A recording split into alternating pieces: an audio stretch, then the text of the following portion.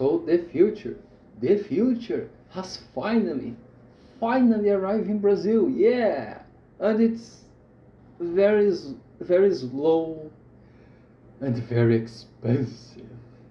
Perspective time. Minimum wage in the US and Brazil now is about the same. It's $1,200 in the US and like 1400 1400 in Brazil this year. We all know that the official exchange rate is about 5 Brazilian reais to 1 USD, so numbers should be derived by that amount, by 5, right? Well, no. Since the amount of money earned in both cases is almost the same, we can normalize prices and wages so that there is no need to apply the exchange rate. So how much this car actually costs elsewhere?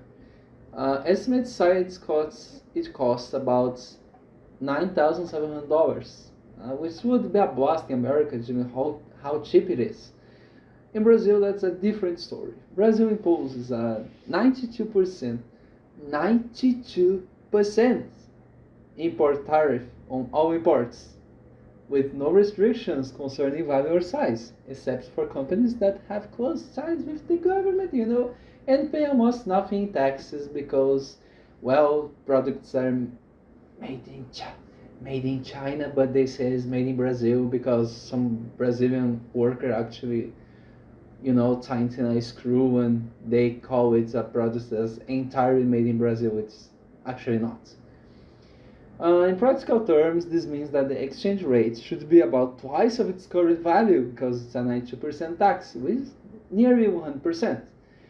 That is, $1 costs 10 Brazilian reais in practice.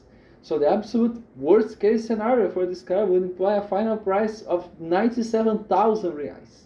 However, converting price using this formula, which is the worst case scenario, that's simply dividing by 10, BYD is charging $11,500 for this car in Brazil, which might be the shipping and insurance cost, I guess. Well, maybe. But remember what I said about normalizing prices? This $11,500 tiny little car that can barely run on some highways in Texas. Technically, it runs 2 miles per hour faster than the speed limit, so you can still get a ticket for speeding. Well, congratulations if you do that. And it runs slower than a Volkswagen Beetle from the 1970s. Costs more than a fuel-equipped Tesla Cybertruck. Yes, folks, this thing is more expensive than the trendy car recently revealed by Tesla, which is now showing in typical Tesla quality, rusting and falling apart just after a few months out in the wild. 100 credits well spent, guys.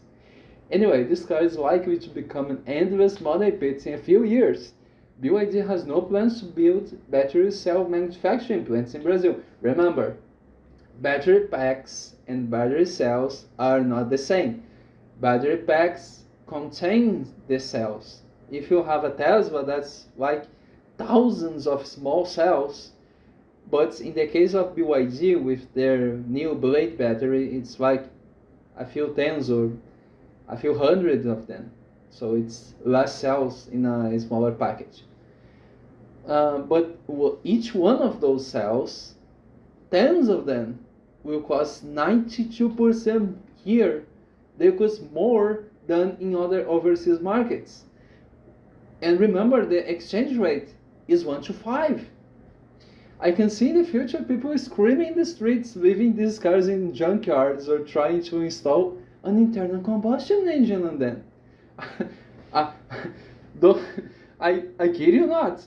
People might actually install internal combustion engines on these cars because we have here in Brazil internal combustion engines from Volkswagen and other companies that are still running, built in the 1980s or even older than that, and they are still running. People are still putting these engines on other cars because it's cheaper, it's much cheaper.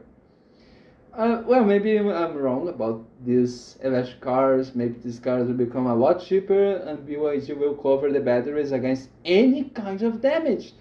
Which will probably not, because there's going to be a warranty terms, and the warranty terms will specify about the how about the mileage, about the degradation of the batteries.